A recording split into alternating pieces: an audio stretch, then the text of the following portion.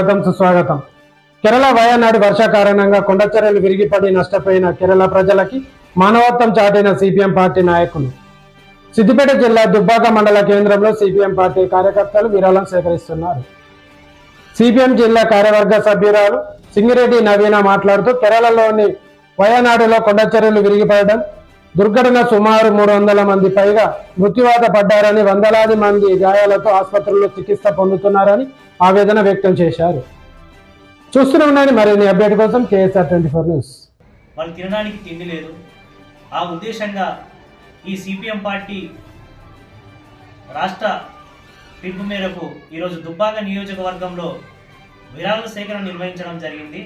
ఈ విరాళ సేకరణకి దుబ్బాక నియోజకవర్గ వర్తక వ్యాపారులు ప్రతి ఒక్కరు స్పందించి వాళ్ళకు తోచినంత విరాళాలు సేకరించారు.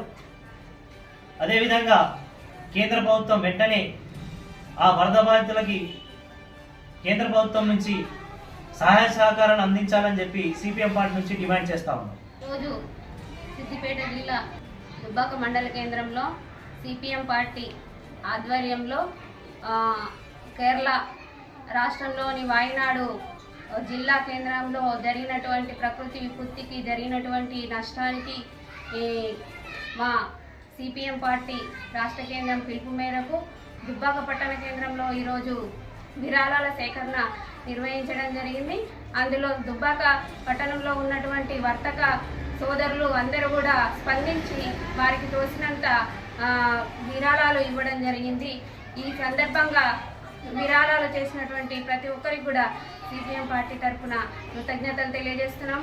అట్లాగే వరద బాధితులను కోసము ఇంకా ఎక్కువ విరాళాలు ఇచ్చి కూడా వాళ్ళను ఆదుకోవాలని సిపిఎం పార్టీగా ప్రజలందరికీ కూడా విజ్ఞప్తి చేస్తున్నాం.